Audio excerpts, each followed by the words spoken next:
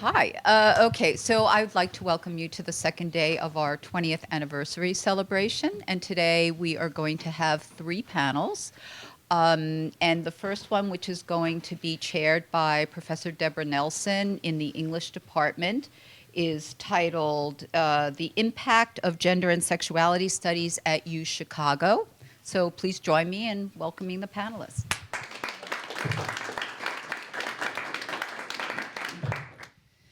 Hi, I'm Debbie Nelson. As you know, I'm a former director of the center, and the very first event that I went to as a young junior faculty member in 1996 was the Joan Scott lecture that opened the Center for Gender Studies, and certainly the impact of the center on me has been profound. It shaped my whole career. That was my entry into this world, and it's been a great one. So I'm going to ask each of the panelists to introduce themselves and give you a brief 3 or 4 minute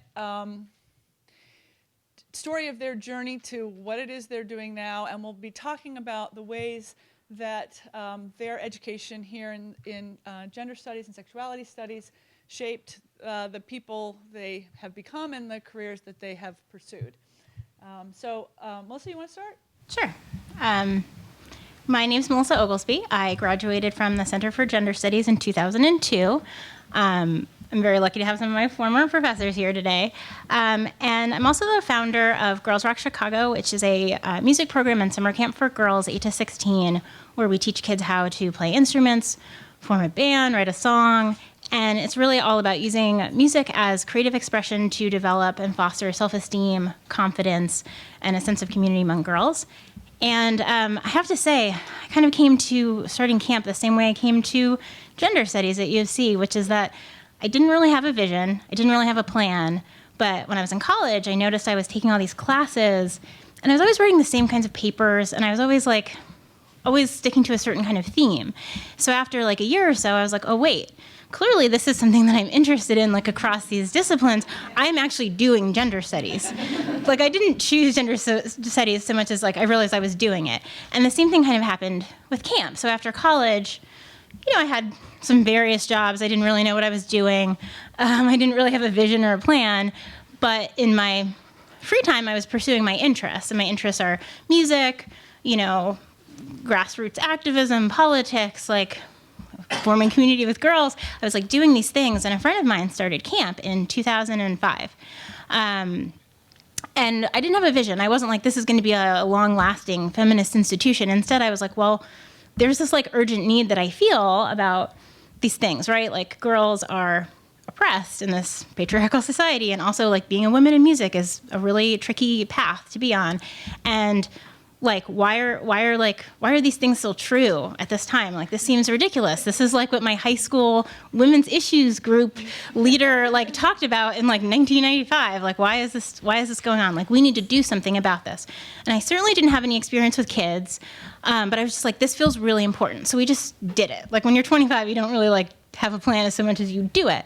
And as the years have gone on, and we've done camp, I've realized the same way I was doing gender studies at U of C, I've also been doing feminism and like teaching kids how to do feminism. So every single part of camp is like really influenced by these identities and like these things that are important to me and my other co-organizers.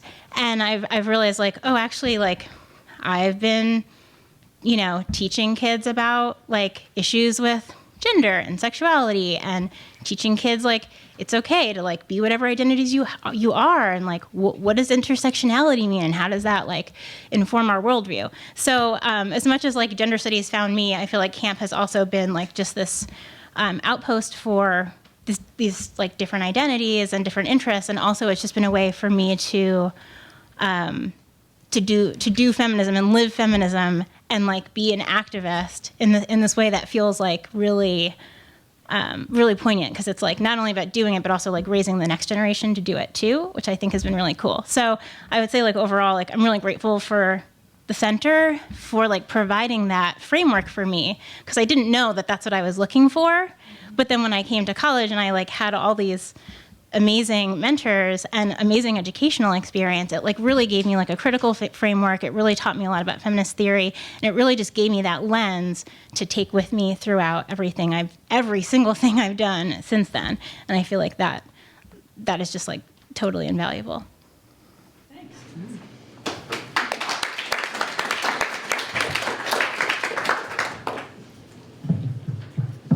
Hi, I'm Naomi Sobel. I was an undergrad here and graduated in '05, and I doubled in gender studies and Jewish studies, so I had a foot in two rather small pots. But this was a really amazing place for me because it was really one of the places I found community on campus, and I would say where I got a lot of the language and framing to describe what I was seeing and experiencing elsewhere. And that's still really useful for me today. My professional and really sort of like political home these days is the Astraea Lesbian Foundation for Justice, which started in 1977 as a bunch of queer women in New York sitting around a kitchen table dreaming of a women's movement that prioritized the needs of lesbians and women of color, and realizing that if that was going to happen, they were going to have to fund it themselves.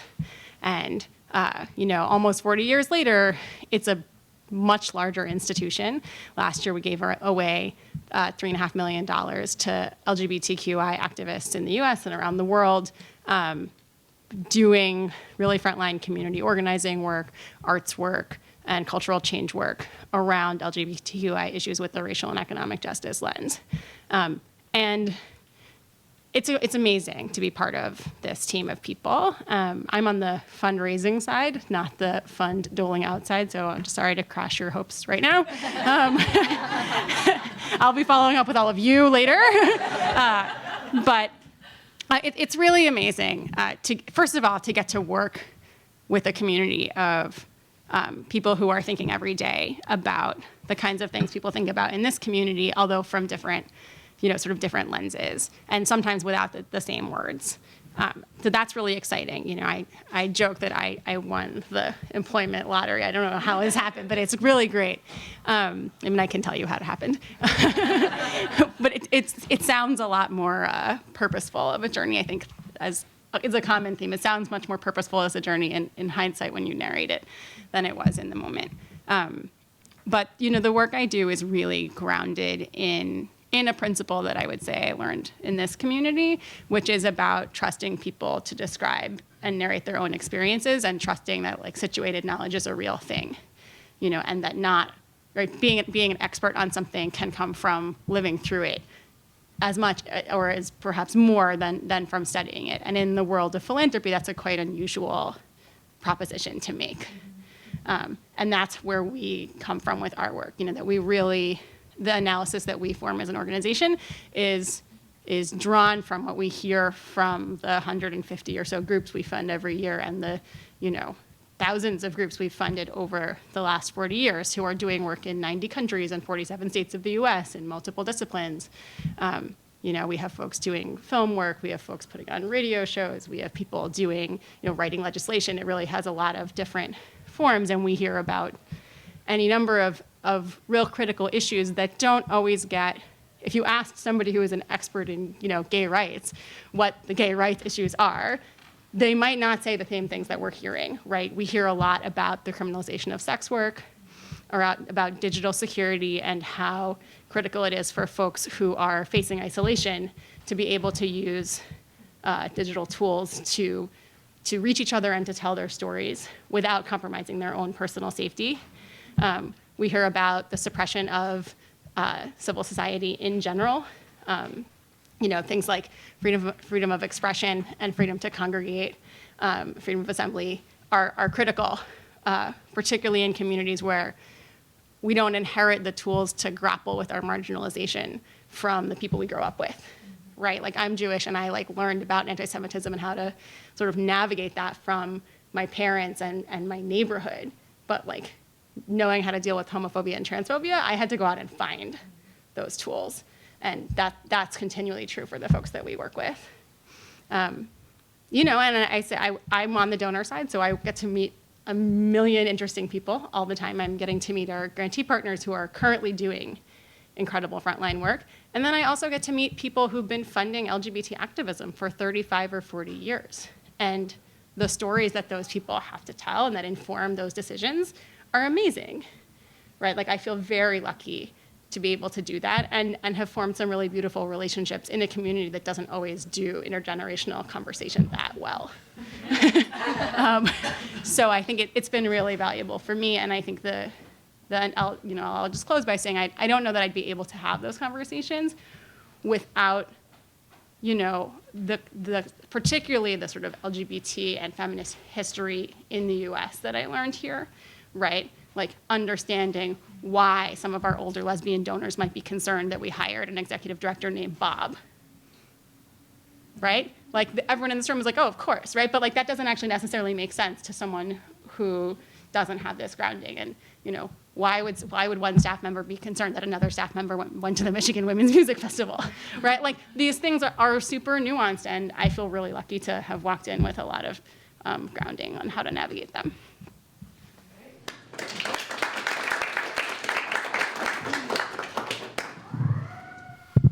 So hi everyone, my name is Cindy Nguyen. I graduated in 2008 as a double major in gender studies and sociology. Since then, I've been working a lot in the nonprofit and social impact sectors. I think my resume is a little bit less explicit about how gender and sexuality have influenced my career path. But I think in the things that I can impact and advocate for in the workplace, like, it's something that I do my best to make sure that workplace policies are fair, that there's mentorship for young girls, that I'm seeking mentorship with women who are in business, which unfortunately in the upper echelons of business still, women are largely underrepresented. But so I work at a company called NowPow, which is a play on knowledge is power. It's a social enterprise. So we connect patients to social services, and we're a technology platform. So I'm the product manager there, and I manage 5 different products that we're building. So we did grow out of the U of C. Most of the people there are U of C graduates, and our office is actually in Hyde Park. It's on 53rd Street. So yeah, since I graduated, I've been working in the social impact sector.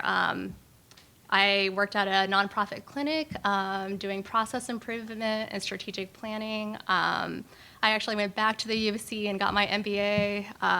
I worked in social impact consulting with Civic Consulting Alliance. I worked at an arts organization called Rebuild Foundation that uses arts and culture for economic development, and now I'm at NowPow. So I've had quite a path, and something that I try to personally direct in my workplace and in my volunteer work is making a space where women can help each other and like navigate together sometimes tricky like business environment. So, yeah.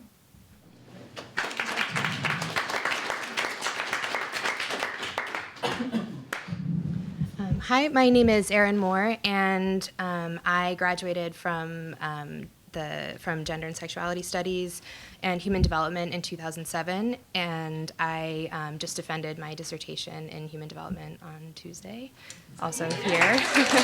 Thank you. And so, actually, last night during the talk and hearing the kind of all of the work that went into making this center and making the kind of work that I work on legitimate in a way that I never had to even question that the work that I was doing legitimate was unbelievably profound to hear about. I just feel like, just total gratitude for the people who are working on that and really a part of this community in a really serious way. And so I just, I wanted to say, I guess, 2 things about the way that the center really shaped the work that I'm doing, which one is in terms of the kinds of texts that we were reading and what became available to me as an object of study, and the others certainly in terms of mentorship. And so, I think like any U of C undergrad, I read, Marx and Durkheim and Freud and Foucault, and my mind was totally changed. And then I, was in gender studies classes, and I just was thinking about this and preparing for this panel that I would just walk around Hyde Park and go to the Point with my roommates, and it was the text that I was reading out of the second wave reader in gender studies that I couldn't stop talking about, and that we couldn't really, stop, arguing over and things like that. And so it was really, also I should say that I grew up in Las Vegas in Nevada, which is not exactly a mecca of feminist activism or feminism, if it might surprise you to hear that.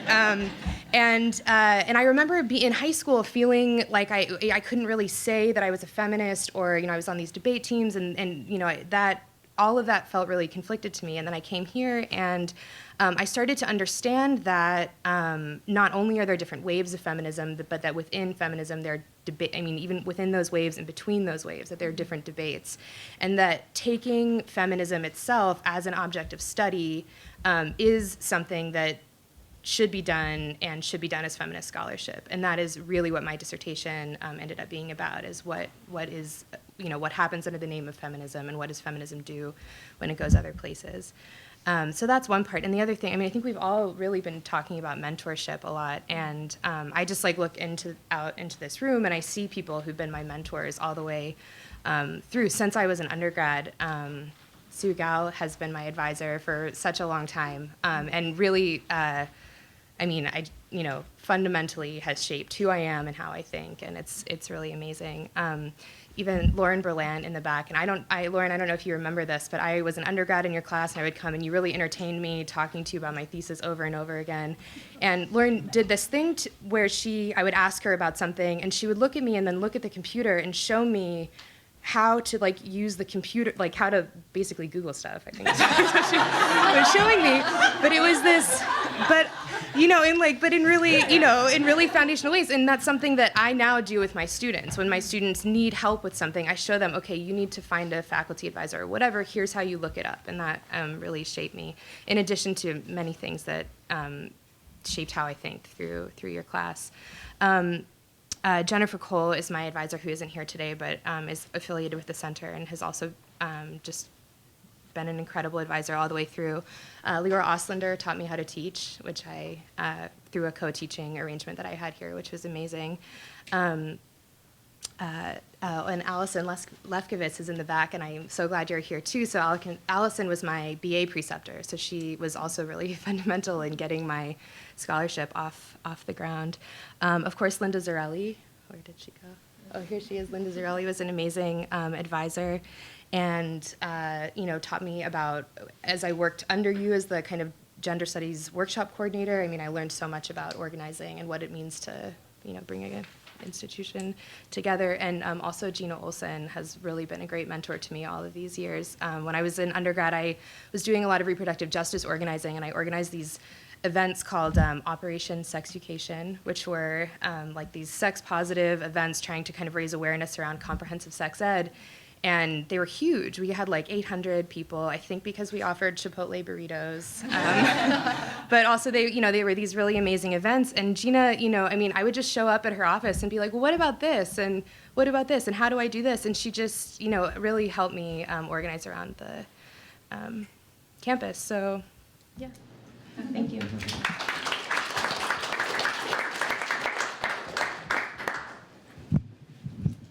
Hi.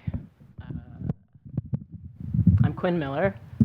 I came here in 1999 and graduated in 2003. For me, I'm so grateful also. And as it happens, not a lot of the people that I worked with are not here and are not on the program, so I'm going to try and get in a lot of names if I can. But I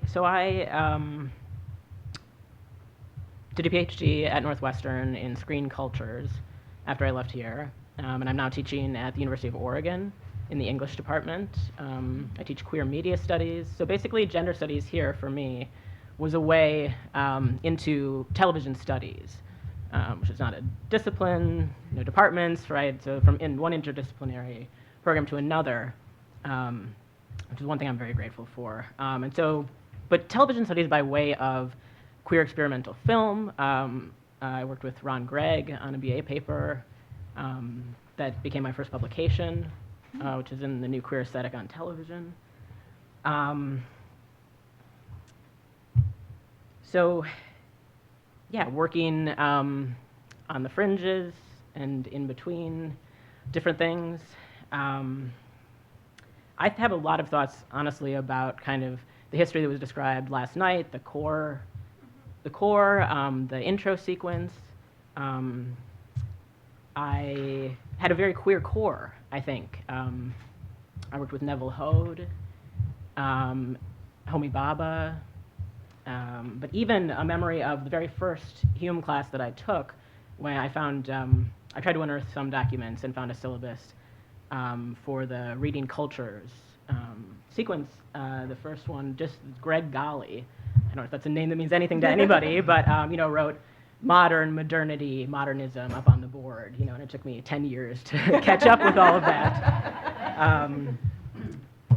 But the 101, 102 sequence, I think, ruined me for the profession. A lot of people were speaking last night to how innovative and important it is to have that co-taught course. And just trying to live up to that. I think it made me realize last night. So that was Mark Miller and co-teaching with somebody whose name I haven't found yet, and so many mind-blowing moments. And Laura Ring, who I did search, and I think maybe he's still here on campus, was running the BA thesis seminar, and I worked with Stuart Michaels, who then, after last night, I was actually wondering, did I absorb some of this Michael Camille, whoever he, who I've heard about from different people, but, thinking about that classroom experience. Yeah. Yeah, and another thing, the Civ sequence. So I did the African Civ sequence, but then I think a study abroad program that lasted maybe only 1 year that Carol Breckenridge put together in Mumbai. And so the gender studies concentration allowed me to, count that double Civ. So that just doing that research there and being able to set that up was wonderful. Brown bags, just all of the opportunities, including, for example, reading Michael Warner's Trouble with Normal in a power identity resistance sequence, and having a peer recoil at pride parades or something. So many moments like that have probably really inspired me to do what I do now. Great.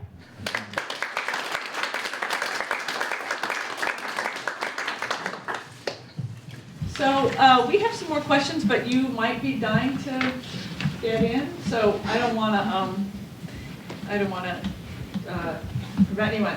So one of the questions, since this has been, since it's clear impact has been something you've thought through. So one of the questions we had on here was, what didn't we prepare you for? Or how is gender studies in a form that you imbibed it? What surprised you going out and doing the things that you did that wasn't a part of the sort of mental landscape of an academic introduction to gender and sexuality? Yeah, please, go ahead. So I think one thing I was thinking about a lot coming here, I loved that question. I was like, oh, this is going to get juicy. What did we not teach you? And one thing I've been thinking about a lot is that other than a couple of moments in Debbie Gould's Power, Identity, and Resistance, which I didn't take as a gender studies class, I took it as my core, but boy, was that great. If I have to read Foucault, I'd rather read it with her. To start to have that as, one of the first classes I took on this campus was really, grounding. But other than that, and George Chauncey's class, we never talked about class.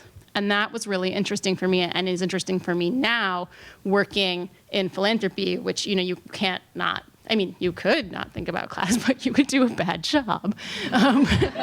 Especially, I'm working in an organization that talks about everyone who contributes as donors, right? If you're giving $5 a month, you're a donor. If you're giving us $500,000 a year, you're a donor. You might not get the same experience, but that we really are thinking about how to make the work we do resonate with a lot of different kinds of folks. We think a lot about what kinds of language we use, what kinds of materials we produce. And I think in part because of the partnership, the deep partnership with the Center for Race, Politics, and Culture, I feel really lucky that I got a gender studies experience that was really grounded in conversations around race, but that there wasn't that grounding in conversation around class that, for me, I think particularly I grew up in the Upper West Side in a pretty privileged area. I went to private school, then I went here, then I went to Columbia. Then I landed in the world and was like, oops. And I think, looking back on my experience even of living in Hyde Park, so much of the conversations we could have had about class were really collapsed into discussions around race, and not that those things can be extricated, but would have been really helpful even in talking through and thinking through experiences of being an undergrad here with other people who were taking gender studies classes and were around, and we look back on it now and how our experiences of being students here were mediated by class. So that's one thing. And the second thing I would say is that the thing it did not prepare me for, and which thankfully I don't have to do that often, is working with Republicans. And honestly, even just working with like white straight men, I have these moments where I work for a big queer organization, but I have sometimes these moments where my frame is a very insider baseball frame. And I have to remember how to like take a step back and answer these like very basic questions. Like, yes, my partner needs to be able to pee in your building. That's actually not a thing we can discuss. But I understand that you've never thought about this before. Like, let's take a moment and like talk about why this is important. Or, yes, you have to put, I'm not going to actually fill out this form that says, mother and father and husband and wife and all those. Like, we're going to have a conversation about that with folks who've never contemplated it before, because I've been lucky to spend a lot of time in spaces with people who've thought about these things a lot and can jump right to that, advanced level. I might have a stab at this one. I think for me, this one was tricky because I was like, well, I don't know. What was I not prepared for? But I think for me, it was maybe like, I feel like I was prepared to translate the value of my UChicago experience in terms of like vis-a-vis the core and why that's important and why that makes me like a well-rounded individual.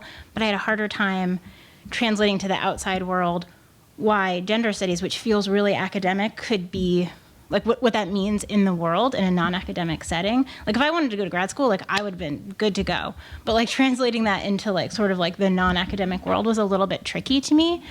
So I just wasn't sure how to navigate that when people were like, what's this gender studies on your resume? Oh, you went to Chicago, so you must be okay. But we don't know what this means. Like I feel like there was like a weird disconnect and hard for me to like defend. I mean, I could defend that value. It's very important to me, but like it was hard to make that translation to other people who maybe don't fully understand, like the rest of the world, right?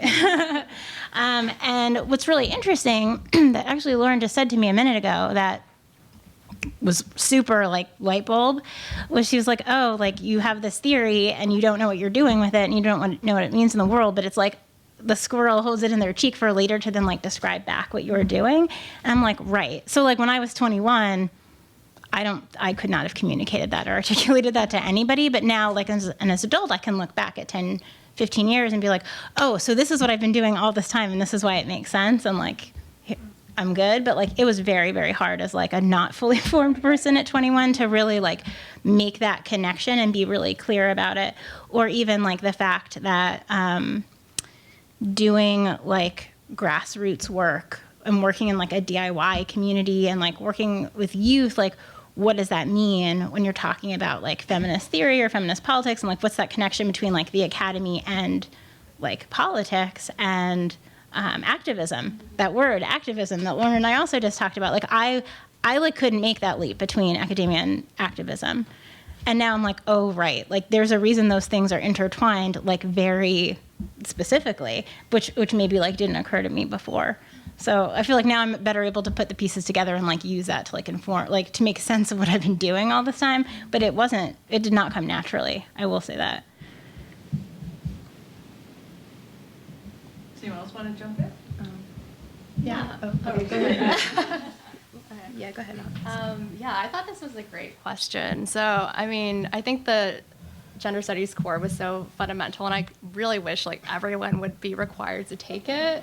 But going out there and, you know, going to business school, working in a business environment, so many people just like they've never considered identity or gender or anything as being socially constructed. So like to navigate those worlds, like that's something I'm still learning to do. But I think preparing, you know, to be in situations where people have different worldviews, that they have different values, and then learning how to navigate that and to work with people constructively, that's been like super challenging. It's something that I'm still learning to do.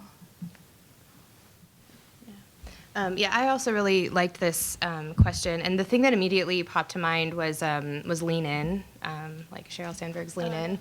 I really wasn't ready for that. I think, and I feel like as an academic, like I have the tools to kind of think about it, but the way that I heard it and felt it kind of influencing friends of mine who graduated, in 2007, 2006, and who were kind of out in the business world, and then who were all of a sudden taking it upon themselves to go like make claims to their bosses and stuff like that.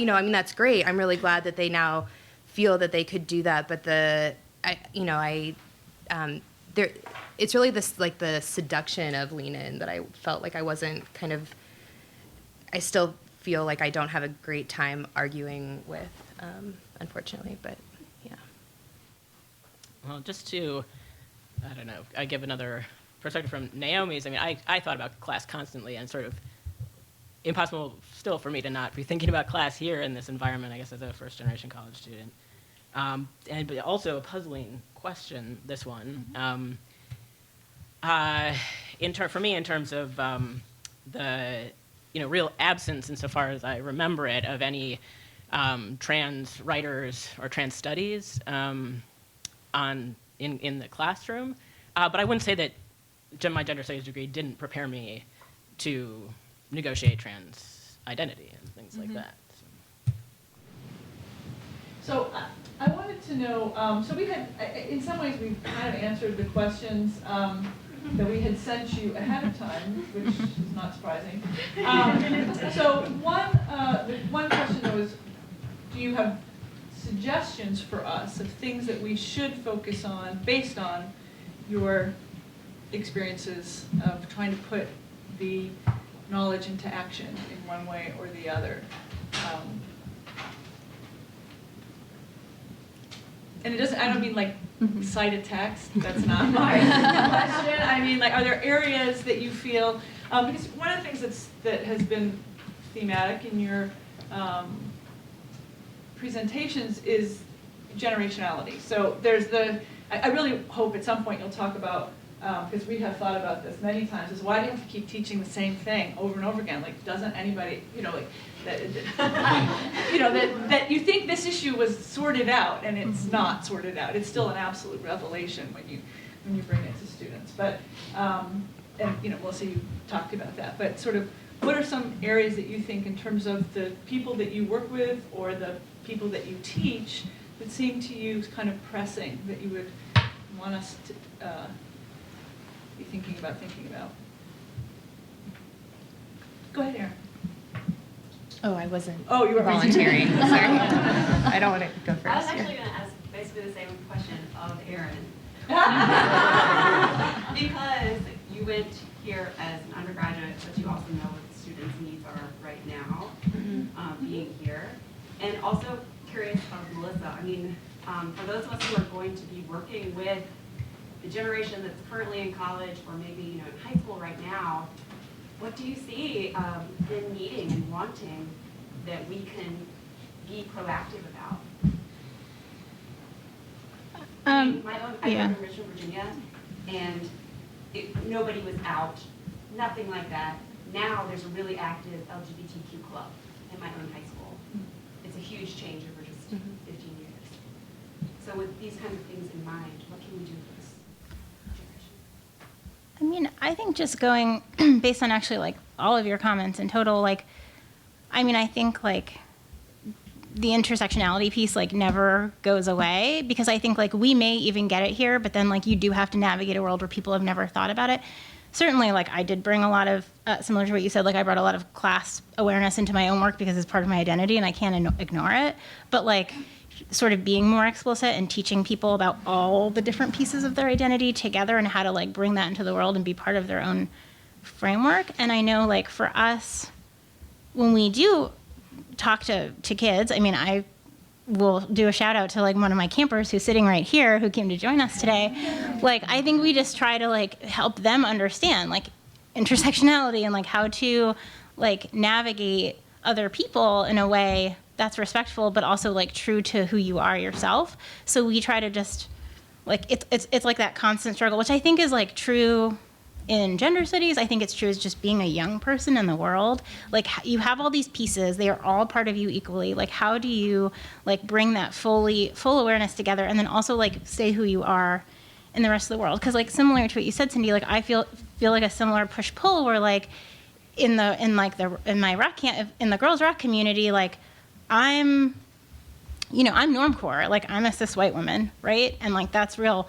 But, like, in the world outside, like, I am not normcore. Like, I am, like, super weird. So how do I have to, like, constantly, like, go talk to a donor and be, like, a professional person, like, a professional, like, norm person in the business world, and then I have to, like, but still, like, reconcile that with myself, and, like, it's constantly, like, navigating your identity in different contexts that it doesn't stay the same. Like, it's constantly shifting and vague, and I think, like, it's hard to teach that, but how do you, like, give people, young people, like, the tools to explore that? And I feel like that's what we try to do at camp, like, in a very practical way. Like, okay, like, let's, like, critically evaluate the media. Like, what do we actually think about this? Like, when you're 8, you're getting these messages. Like, how do you think about that? Like, what is that? What does that mean to you? What does it mean to be whatever identity you are? So just, like, that more sort of having the tools to, like, critically examine your own identities, all of the pieces of that together, whether beyond gender, beyond sexuality, including race and class, and like, how do we, like, have that framework to then put out to the rest of the world and, like, understand how to navigate when you do have, like, people who might not have that same perspective. And then similarly, like, I think I had this conversation with Lauren when I was an undergrad, because she was the director of the center at the time. I didn't take a gender studies specific core sequence. I took a UChicago classic sequence, and I was like, hey, I have, like, extreme reverence for the classics. Like, that's why I chose UChicago education, because I believe in the core. I was like, but can't we queer this up a little bit? Because, like, in the end, like, some people never get exposed to that. And, like, yeah, like, let's read, like, your Marx and everything like that. Like, that's great. Like, I find that really valuable in my life today. But, like, can't you just queer it a little bit so that people who wouldn't go seek out gender studies the way that we all did can still get a taste of it? I guess that would be the thing. How can we, like, push the rest of the bubble over a little bit more? I mean, what in your answer was a kind of interesting thing, and it's probably true for Naomi as well, is that you have to pass as something like, there's always these points at which the information feedback loop stops, right? So for us, it's how do you bring a different perspective to these core texts? How do you introduce different texts into that core experience? I mean, we've ended up doing our own core, but in a way, I mean, that we had debates about this. Like, is this what we should be doing? I mean, we got to do something, and there's plenty of people who will want this, but at the same time, it leaves the rest more or less unchanged. And so, but one negotiates that all the time, right? Once you are not in a place where you can live within your community full time, which is kind of very rare, actually. But so, what does that mean to have to pass and to continue to? So, in some sense, what would happen if you didn't? I mean, you'd probably fail at what you're trying to do, but it's an interesting problem, and one would think we would be more successful at this than we are, but we're kind of not. Only because presumably there are more fellow travelers, but I think that's just a presumption that has not much basis in fact. Go ahead. I think something about what you were saying was making me think of, this, I think it is really tough when you have, like, the core sequence is really going to be people who are seeking that out, the problems in gender studies sequence. For me, it was interesting because I would say it was like half people who were seeking out gender studies and half people who were like, oh God, I just came out. help me. But really, right? And it was a really fascinating mix, and I'm sure that hasn't changed that. I met, people are coming out earlier in some cases. I mean, I came out at 13, so I don't know how much earlier they're coming out now. But like, I know that the variety of experiences has shifted significantly. But I have some memories of Ron Gregg's class, and then which was like this queer experimental film class that I also took a different year from you, and then 2 other classes that were cross-listed with, I think, gender studies and English. One was a Caribbean literature class with Rosamund King, who was a visiting scholar, and then one was a Chicano and Latino experimental thought class with Raul Coronado. And again, and that was fascinating because I was taking them for gender studies, and I was in classes with, again, people who were seeking out a class based on their personal identity and not based on their academic training, and watching how challenging it was for those professors. I mean, I was at that point in 5th year, which is another story. But so I was it was the tail end of my time here, and I was like, okay, I'll just now I get to take whatever I want, basically, and was like, oh, finally they're having a Caribbean studies class. But I really valued, it became clear that the college was not, hungry for people working in those disciplines, and felt really grateful that gender studies was making room for me to learn those things. And you had people taking these gender studies classes who would never have taken a gender studies class because, on the face of it. People wanted to take a film class because they were interested in film. They wanted to take a Latino studies class because it was the only one, and similarly a Caribbean studies class because it was the only one. But, for me, watching those professors try and navigate, what is the value of someone speaking from their experience to this text versus, well, what we said we were going to do a close reading, and then someone is like, well, all my experience of Puerto Rican men says X. And what do you do with that moment as a teacher, has actually been really helpful for me in my work life. When I'm talking with people who just say to me, you don't know what you're talking about. Everyone I know is blank. Right. And what do you do with those kinds of interactions that you're speaking to someone's life experience and you can't be like, you don't know what you're talking about. That's your life. But on the other hand, that really isn't true to how I understand the world either, and having to sort of navigate through those things. So I'm really grateful for those things, and wonder how those kinds of pushes have been able to continue through the center to push the university to have kinds of courses that they wouldn't otherwise prioritize, or is that you're having such a hard time just getting them to hire queer faculty or people who are interested in studying LGBT rights or people who are interested in studying feminism, that is enough of a struggle, Well, I mean, that sort of probably varies by department, but I guess that is one of the front lines where one would make that case to the not already converted, mm-hmm. right? And that for some departments is much, much harder than for other departments. But there's also, there are certain pressures within the academy that make people not openly say what their resistance is, because they know what they're supposed to say, right. But that doesn't mean they're going to do anything about that. Whereas when you walk into someone's office, they don't have to say anything in particular. They can say the worst possible things just because, why not? That's what the way the world is. But I'm just interested in that transition. So how much? I don't know when we leave till 11:30. But I don't know what time. Okay, so I do think we should have some questions, just because we have many generations here and people from different perspectives that might want to consult with the panel. Yes. Hi, I have a question. I was here last night, and I'm a graduate student. I did the MLA program, and I worked on my thesis with Lisa Ruddick, and I tried to go back to feminist studies academically, even though I'd gone to an all-women's college. Maybe there's a generational issue for me here, but what I am curious about is, given the university's amazing focus, or knowing that the economics department is so strong, I'd like to get a little sense about feminist economics and how the center explores that, or if that's something that... Yeah, you would have to go to another university to ask that question, because as far as I know, I mean... But why is that? Why is that? We had a panel. Well, Lauren, you want to know? I just said the Gender and Sexuality Studies workshop last term was curated by someone from the business school, And so, I don't know, you don't have to go to another university, you can just walk across the street or something. So, but I'm not sure that feminist economics is what you get here, because this is personal choice land.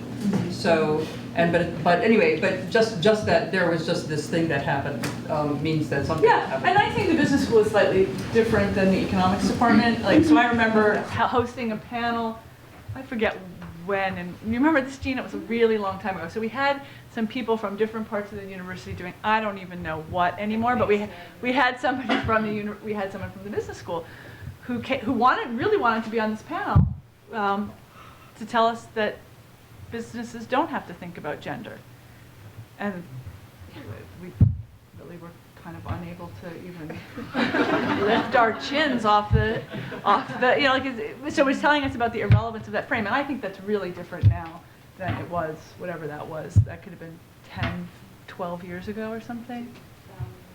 Do you remember? Oh, so, yeah, close. Yeah, close. But also the University of Chicago's mode in economics is very abstract and mathematical. So in the business school, at least they encounter humans doing the things.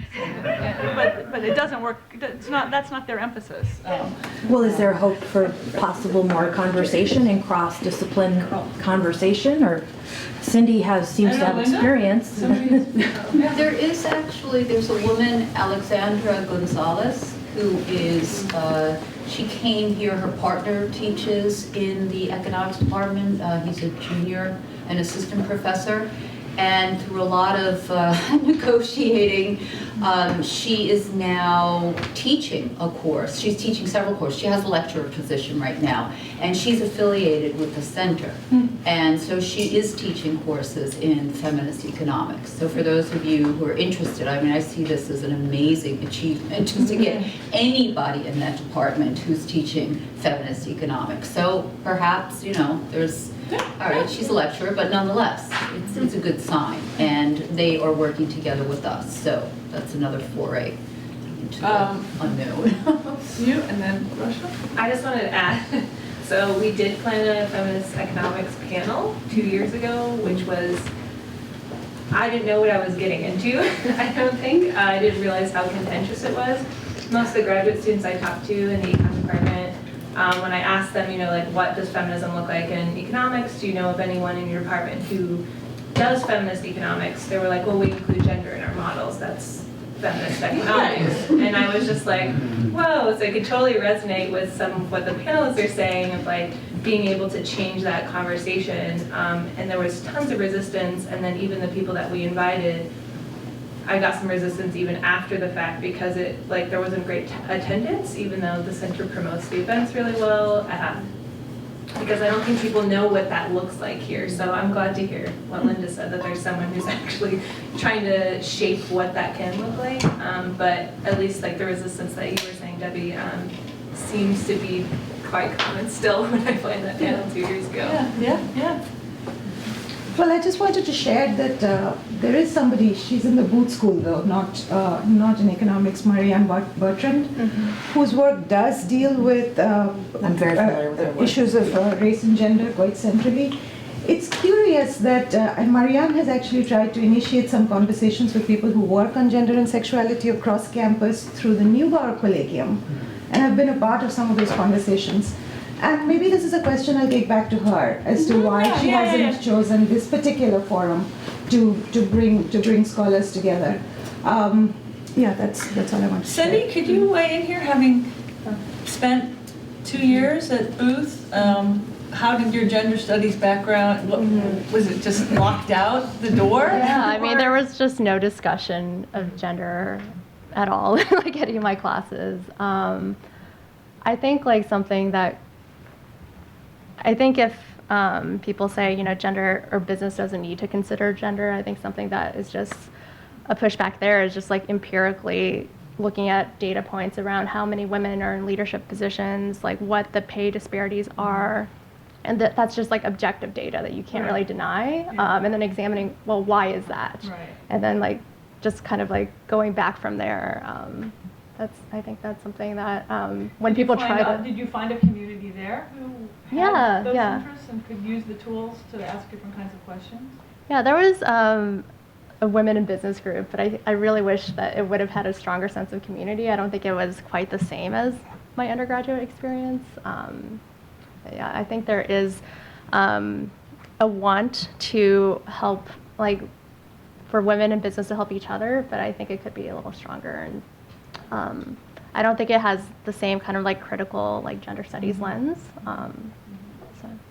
And there's, well, I don't know if you were involved. I mean, there's also like this kind of bizarre pushback against that too. I mean, I don't know if you were involved in, I know there was a women in business group when we were like in our third, fourth years or something. And then like the year after I graduated, there was like a Men in Power group that formed. Like, this undergraduate. I have a vague memory of that. Yeah, like there was an undergraduate group that. Yeah. So you know, I think that that an undergraduate group could form called Men in Power, like just gives a sense of the like climate in which we were. Yeah. But I would say that is by no means unique to the University of Chicago. There's all kinds of backlash right now. Again, I mean, it's just, you know, I feel like I can't even open a newspaper without feeling just demoralized. Yeah. I won't try to talk you out of that, but I think though that all of this speaks to a big obstacle still for gender and sexuality studies, which is that, you know, if you study, let's say, gender, right, it is seen as a special interest of some sort. And I come from political science, where you would think these people would include gender. I mean, how could you not talk about gender when you're talking about politics? But no, but I mean, it just seems so obvious. But my point is just that gender and sexuality have not become fundamental analytic categories of social science or humanistic inquiry.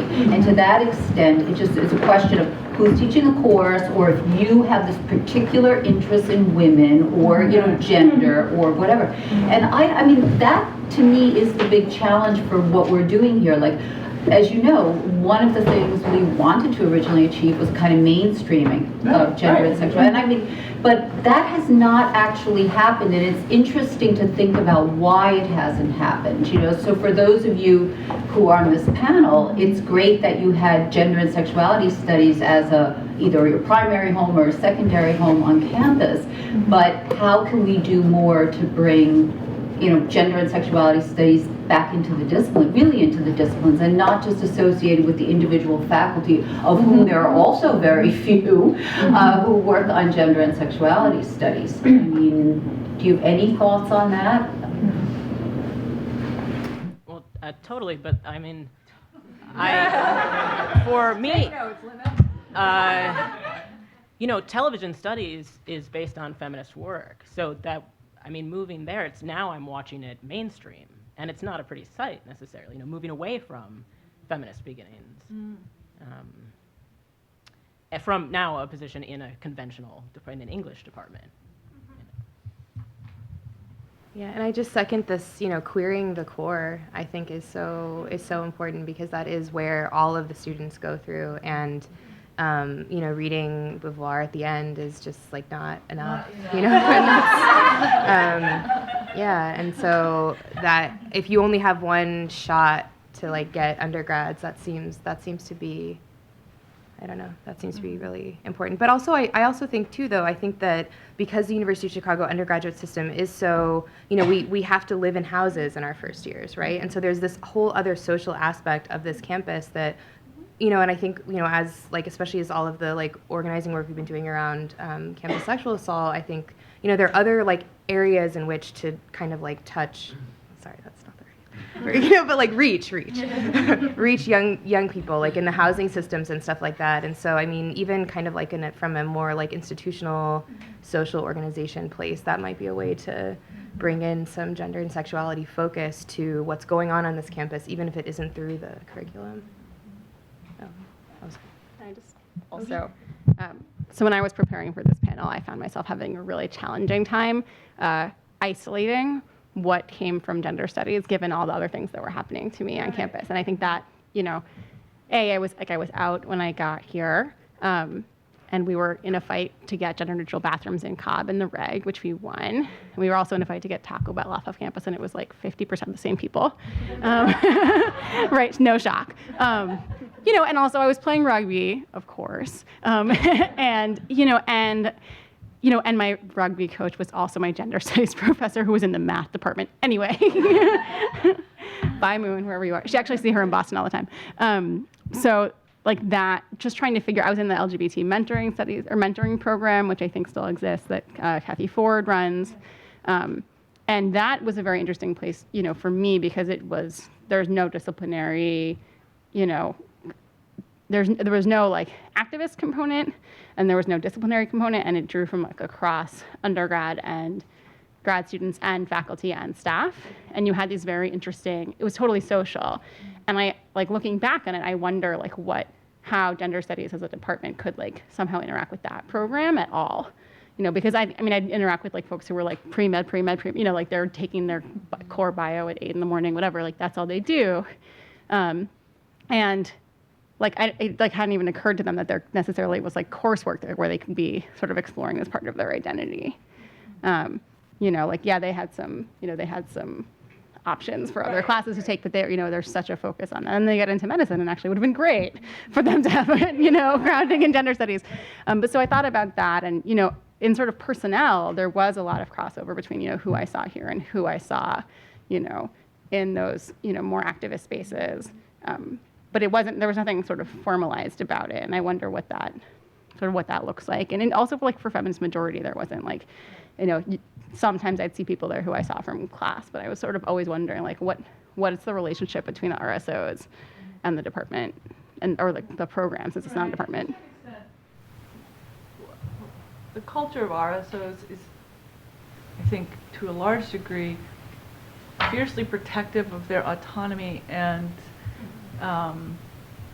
independence from faculty, what they might see as faculty supervision. So I mean, so not, because I remember years ago, Rebecca's not here, we tried to get more involved when Bill Michaels was directing something over at OMSA for LGBTQ students, and there was a lot of resistance to trying to bring those things together. But that doesn't mean that would still be the case, or that you couldn't find nodes where that could cross over.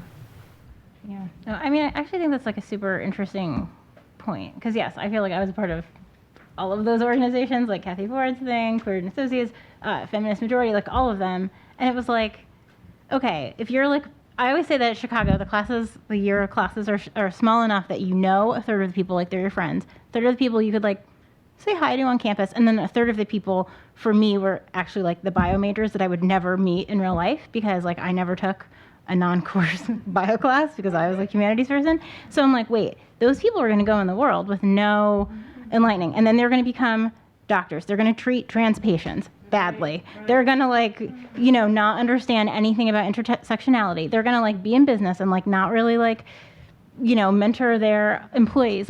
So how do you get those people to they're not going to become gender studies majors. I get that, but how do you give them enough of a taste and push on them to broaden that circle so that they can take that with them out into the world? Since I feel like the world is people who don't get it and people who live it, and then you get that weird identity thing that you were talking about. So how do you blur that more? You shouldn't have to go into your doctor in your norm guise, right? You should be able, that should be one place where you don't have to perform normativity.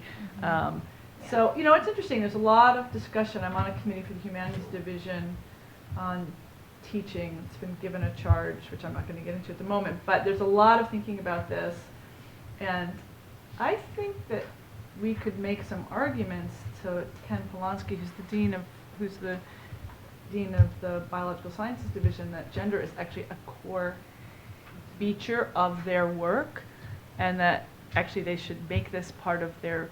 I mean, we could have that conversation. It's so obvious.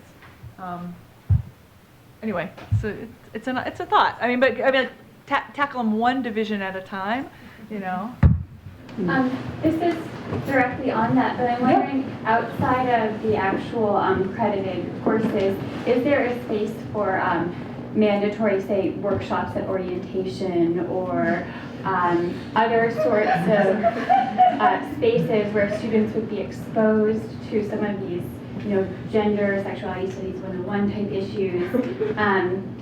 Can the students answer that? Because I have no idea. So, yeah, there's like there are several basic events that I always joke about, like getting people to be at the minimum not like the worst people ever here.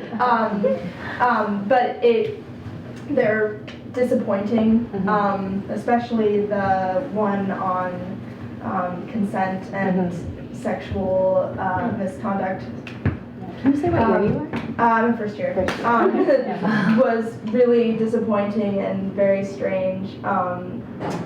So like that's like its own frontier to try and make that better. But I've also talked to my friends about the idea of like why don't we have these same things at least for the first years, but maybe even for everyone through the house system, where we have the kind of like sensitivity sorts of talks with people later on would be good. But yeah, they do exist, but they're really crappy. And I believe they're compulsory now. They're compulsory. Which is, yes. They used to be, I mean, they've been compulsory since like But 01 or there's been a lot 02. of tightening up since the whole Title IX. I also apologize. I mean, obviously doesn't mean they're I'm sure there's been a lot of work done to make them where they are, so I apologize to anyone in the room who's like worked on them, but there's a lot to do to make them. Yeah. Can I ask, are they still done as like the entire first year class together sits? Okay, Yeah. just checking, because that is, For like 2 days, but it was Yeah. it was in Ida Noise. yeah, so we used to have it either in Ida Noise or like in whatever, the big room in the Reynolds Club, like that There huge. were like small group meetings afterwards that were kind of debriefing. Yeah, But I think that maybe like the fundamental original bit should be in small groups too. Yeah. Well, that's changing. I mean, Kristen and Patrick are doing something next year, I think. Change it. To gamify it or something. Yeah, they're going to turn it into a game. They know they have a problem. Yeah, the college is not unaware that this is kind of is terrible. Now they have to help them solve it. But they don't turn to faculty very often to kind of sort out some of it, or at all. Did anyone ever contact you and say, we're doing a terrible job of this? We told them they were doing a terrible job. They hire another administrator. Hire another administrator. Right, yeah. Lauren, you have any? I just wanted to say, but one of the problems with going down this rabbit hole that we're going down, which is a necessary rabbit hole, is that then gender and sexuality becomes equated with addressing a problem. Right.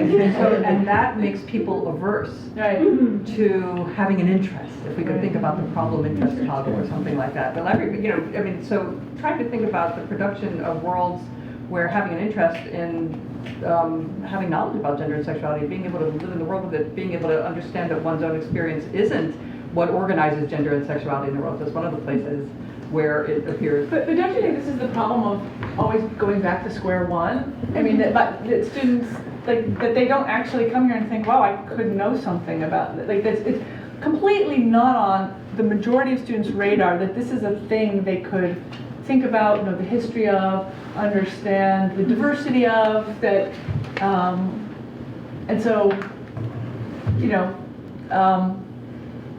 is college just too late? Right? By the time they get here. No, because by the time they get here, they can choose. It's always too late. I'm just curious for Lauren, when you say that, right? And is there still problems in gender and sexuality studies? Is that still the name of the class? Probably, yeah. Just checking. We called it problems because we wanted, and students actually liked that. Yeah, it was like, we're not going to solve the problem. Yeah. The problems, we're going to move the problem's going to become more dimensional, but it's not going to stop being a problem. So, and students came into the class and they would often say, if you had called it something else, we wouldn't have taken it, but since we know, you know. So yeah, but that sequence now is not the core sequence anymore. It's just it's a kind of general rubric for stuff. Everything's changing in the curriculum, so I'm not the boss of that. But anyway, yes, that's silly. Something I just wanted to go back to, one thing you guys have been talking a lot about. I just remember a student calling me after he graduated, a queer student who didn't know what that meant to him, which was why it was queer for him and exciting, that he had to unlearn a lot of what he learned here. That's the way he put it. That, and so I'm just thinking about that. Yeah. That has to do with the work world and, you're too late. That's all right. I have such a big voice.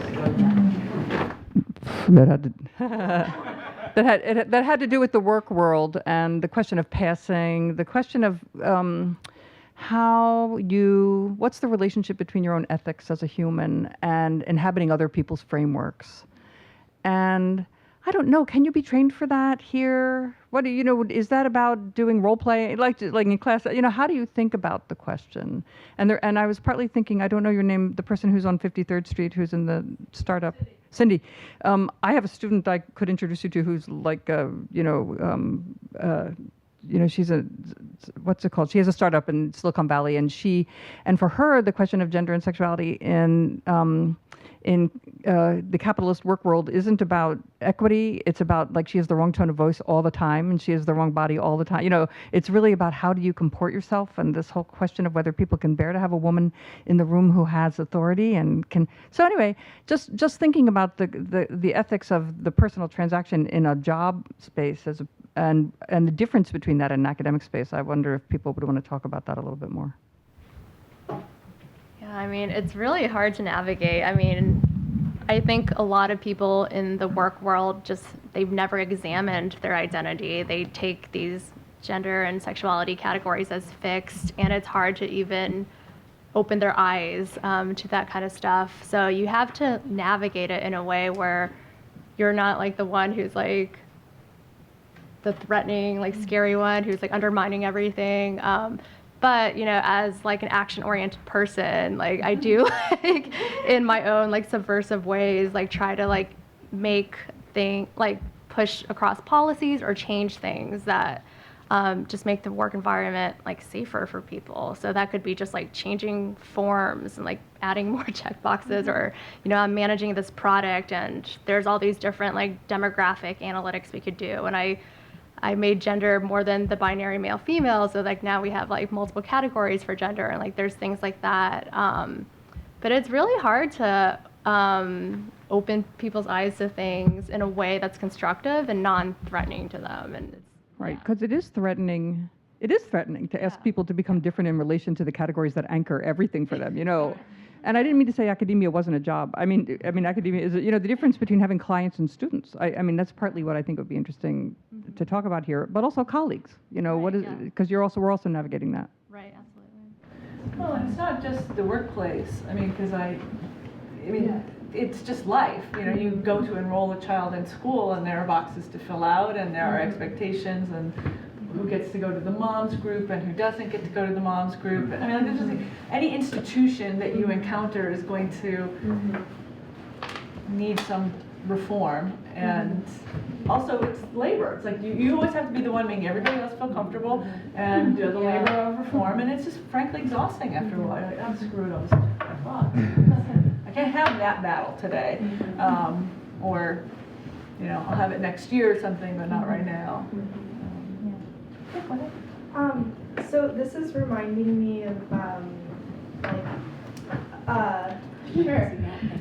this is reminding me of a battle that students have, which is, and I would suggest that, like, obviously there are differences and there are things that are uniquely difficult about working with colleagues and clients as opposed to peers, but I think that the first place where you start learning how to do that is with your peers that are not as like knowledgeable about this. And I also think that maybe that's where you start if you can't get institutional talks for people in houses, or you can't get RSOs to cooperate with you, that perhaps, and like this is much more of a suggestion and maybe a prompt for conversation than a question, but I think that some sort of way of like training or just talking to the many students on campus who expend a lot of energy talking to their peers that are less knowledgeable. I think that, yeah, there's not a bunch of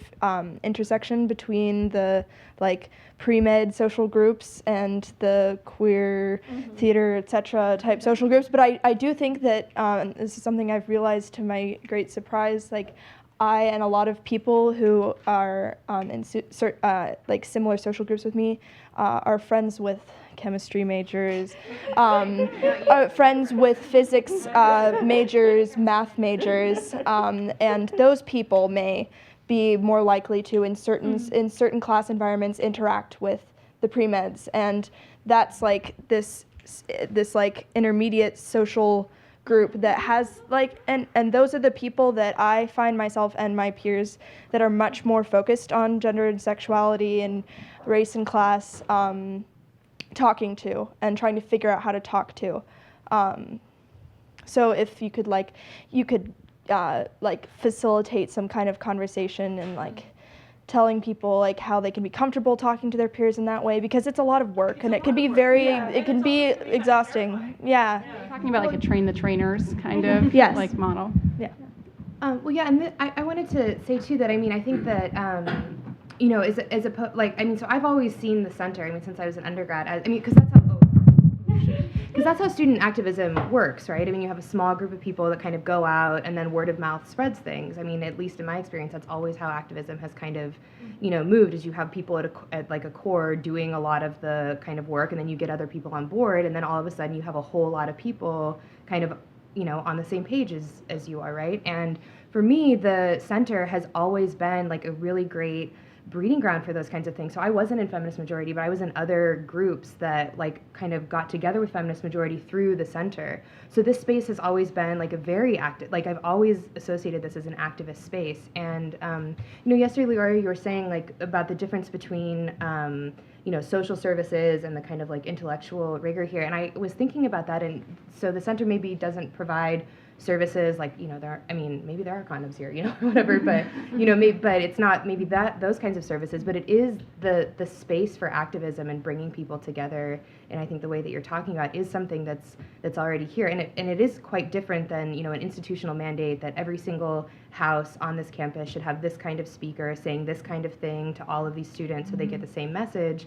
But there is especially as you're a first year, you should know that the space is here for you to make those connections and to bridge that, and to keep doing that, talking. And it's here for you. Yeah. This is hilarious though, because it's making me feel like a nerd among nerds. I mean, to me, the center was Gina Olson, pretty much, because that was the email, that was the content, that was the bureaucratic thing. No, I mean, it was amazing. No, but it was a total academic interest. Bathrooms weren't on my radar. I hooked up with somebody later who knew the main organizer. I didn't even know that name until much later. And I don't know, a lot of just the last bit of the conversation, it's interesting to think about, Leora, you're talking about, the fear of co-optation and the exhaustion, in that moment. And I guess I'm, in my professional life, I'm just in survival mode totally now. But that's also a way of kind of preserving a class, just not even being aware of what the things that people might be more receptive to or not would be. But so I just got done doing a year-long programming thing called Queer Productions, which I didn't want to do in the first place, and it was very complicated. But basically what ended up happening, this is sort of to answer Lauren's question a little bit, it was like cultivating an underground of this programming thing to try to address these concerns. And, because a lot of what you're talking about, that's super commodification, right? Mm-hmm. Whether it's the training thing or the speakers. Mm-hmm. I also just think back to my theme of everything I've ever learned comes back into focus all the time. 3 things people have said to me when I was 17 before I went to college. A friend said to me, "It's okay to be friends with people who are different than you." And I was like, "It is? Really? I'm not ever gonna be in my bubble forever?" And I didn't really know what that meant. And then I got to college, I was like, "Oh right, there are people with different political views, different backgrounds, different whatever." And I was like, "Okay, not everyone fits in my bubble in my own perspective." I also went to see, this is not to be cheesy, I went to go see Ruth Bader Ginsburg speak, and actually she said, and obviously she's an incredibly impressive human being, and she said, I just woke up every day and I said, I'm going to do what I can do every day. So like that has really stayed with me. I'm like, yes, I'm just going to like do what I can. It is very exhausting. And then the other thing, actually, Debbie, you said in class that I will never forget. I think about it all the time. I tell my kids, you said you just have to establish your voice in a room. Otherwise, you'll never be otherwise, when it's time for you to really say what you want to say, you'll never be able to say it because you won't have like that space at the table. I tell my kids that. I think about that all the time. It's like one of the truest things anyone's ever said to me. So thank you in real life. Yeah. But actually, like, I feel like that's actually what I love about Girls Rock. Like, I have all different kinds of kids.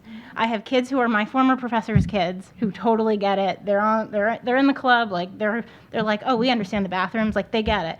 Then I have kids whose parents, like, do not get it, are not okay with it. And I'm like, actually, like, and people say to us, like, why do you have, like, your pronoun? Like, why are there different pronouns? Why do you have pronouns on a name tag? And I have to, like, have that conversation. Like, and I feel like my job as, like, a person who cares about things, like, I am an advocate, I am an activist, I am an ally. That's a complicated word, but I am. And like my job is like have that conversation with someone who does not think the way I do and like bring them under the tent like the best way I can. So that's why I have to explain gender neutral signs on the bathroom at camp. I have to like get it. And you know, it's funny, like I don't really have to explain it to the 8-year-olds because they already get it, but I'm like explaining it to their families, I'm explaining it to like donors, I'm explaining it to like people. And like, you know what, if you're willing to have like the brave conversation or whatever in a way that's like true to yourself, like it works out. And some people the first time are going to be like, hell no. But eventually like that circle just does get bigger. And I feel like over 10 years, like I actually can say I feel good about it. Because in the beginning I was like, oh God, what am I getting into? And it's really cool. And like in like an evolution, like, yeah, like I'm sure that like compulsory first year stuff probably sucks. But you know what, we didn't have it when I was an undergrad. So I'm like, okay. Maybe that's progress in some level, and maybe it'll just keep getting better. But like, you know, 10 years ago, I would not have been able to offer a workshop on like gender identity for families, which like now we're going to do at Girls Rock because so many parents are like, okay, we understand you're teaching this to our kids. Like, what is this about? And we're like, okay, well, we'll do one for you too. Like, we don't have to stop with educating kids. Like, I feel good that my kids are going to go out into the world and like do good stuff and teach people stuff, but like I want to bring their parents under too. And like you also don't want to like cut off someone who could be on your side. So like I always say like the kids whose parents don't get it, like they actually need it the most. Like the kids need it the most and the parent needs it the most because they're not getting it. So like I always just try to have that thought in the back of my mind, like as I go into the world, like what can I do? So I hope this doesn't come across as a cranky question, or maybe I hope that it does. But one of the things that strikes me when all of you are talking about the great things you bring out into the world, and I also hope I'm, introducing some great things into the world, but it almost, often it sets up this opposition between the people who already know everything and are sort of hip to all this stuff and need to teach the ignorant people out in the world what's up.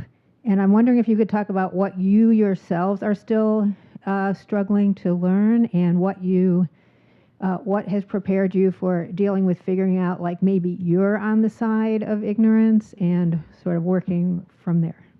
Great question.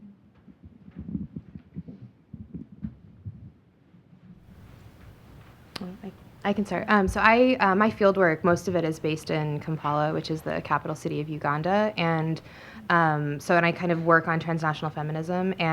But I think what most of the people in the West think is feminism, like from the UN and stuff like that, is not the same kind of thing that is feminism there, or that is kind of like women being able to access power and get power. So I mean, I work with like teenage women there, so I think I learn from them all the time about like not just what they, the transnational feminist movement sometimes speaks for those women and what they need and the kinds of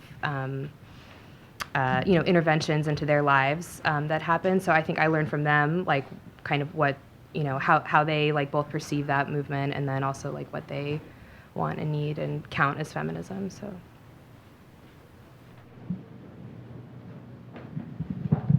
We have maybe another answer, and then maybe one more question. You want to go ahead, Naomi? You were going to speak to that. I can certainly say that like, as part of my work, I am like constantly learning how provincial my ideas about gender are, like, the stuff where I like have this great academic framing, and I have tons to learn about like actually what it's like to be, let's say, like a femme, Black, trans teenager in Missouri, right? Like I know nothing about that actually, and like I need to be like continuously reevaluating my own like ideas about my expertise. And then I think conversely, like I'm at an organization that's growing and is for the first time needing to hire people for certain kinds of professional expertise that we've been trying really hard to find folks who come like out of social movements who have that expertise, and in the end decided that like we were gonna hire like friendly folks who don't come out of movements and have that expertise, and trying to figure out how to teach like sort of social movement frameworks to folks who are totally on board in theory, but have never come across this stuff before and are like professionally decades my senior, has been like a totally new ground of learning for me, just, from everything from like what is one's perspective on calling the cops if an incident arrives to, yes, if you use the wrong pronouns, that's an act of violence, to like any number of things like that aren't about them like not knowing or not being in, but us having like widely different expertise. And by joining Astraea, they are like the most far left person that they know, and then they walk into this room full of like crazy radicals, and none of us have any training in how to like it's so core, right? Like, oh, like your identity is not something you should have to make apologies for, right? That level of like, oh, like you have like hearing impairment. It's actually not your job to always remind us to speak up, right? Like very basic levels of stuff that like I really need to check my own assumptions around.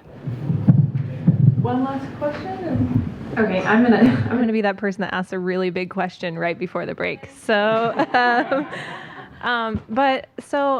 this is mostly just from my personal experience. So I went to undergrad at University of Wyoming, which is obviously very, very different from University of Chicago. And my partner went to Wesleyan, and I can't help but compare all of our friends and the climate of the universities that produce these people. And so I was wondering if you guys could talk a little bit about how institutionally you think certain things about University of Chicago make these issues difficult to discuss, to translate into what you've already talked about, and not necessarily in an academic versus non-academic context, but of course across academic institutions. And if you can put your finger on something, or like people that have had other experiences at other universities like University of Oregon, Quinn, what we could change institutionally to foster these things, to create people that go out into the world that you can say, oh, the University of Chicago did that, for people who not only took gender and sexuality studies, but people who did not as well. I don't know. I have an idea. Good. We need an idea. Just one idea will be good. So, I ostensibly picked UChicago for the core as well, but I definitely think there's an attitude that probably exists at a lot of like top colleges, that I think gets maybe possibly magnified during core classes, which is the jaunty, masculine kind of academic, do you know what I'm trying to get at? Like academic attitude of like, we're going to take this idea as far as it goes and be as logical as possible, and like that's the ultimate criterion of whether or not what we're saying is okay or what we're doing is okay. Mm-hmm. And it's really hard to get at why exactly that's connected or contributes to people being unwilling to listen to more radical statements of concern with respect to gender and race and class, but it does. And anyway, I think that that's something that comes up because of the type of the university we say we are, and thus people self-select to be here, and the kinds of discourse people get used to being in core classes. it all goes back to the core. Both good and bad. Yeah, I actually wanted to add something to that. I feel like there's this kind of culture that's been created that something being old makes it necessarily better. I've noticed these conversations of well, haven't you read Kant? And it's that doesn't they're bringing up something. Yes, it's newer, but newer isn't necessarily bad. I mean, I got lucky. I kind of ended up in a very somehow gender studies focused core for myself, and just kind of ended up into it. My reading cultures ended up being very feminist leaning. I was in a theater class where we talked about the trope of psychotic lesbians in film, and just random happenstance. That was not in the course description. I just took it, and that's it sounds crazy. And I talked about it all the time, and everyone's you're are you okay? And I'm no, this is just really awesome. This is just such an awesome thing to be even I didn't even have the way of thinking about this. And it wasn't I picked it out from a course description. It was just okay, here's my theater thing. I want to do text and performance, and great professor. And I think it's just kind of, how do we, I think there is something within the core, and you do kind of I was there last night, I'm oh darn, they've tried to infiltrate the core and they failed, and this is so disappointing. Yeah. But it's just slow. It's Ruth Bader Ginsburg. You get your age and you're still fighting, but it's a big difference. Yeah, and I think I might notice that strongly as a STEM person who has these interests, and it feels like they have to be separate fields, and it's really hard. All right, well, thank you. Please let us thank our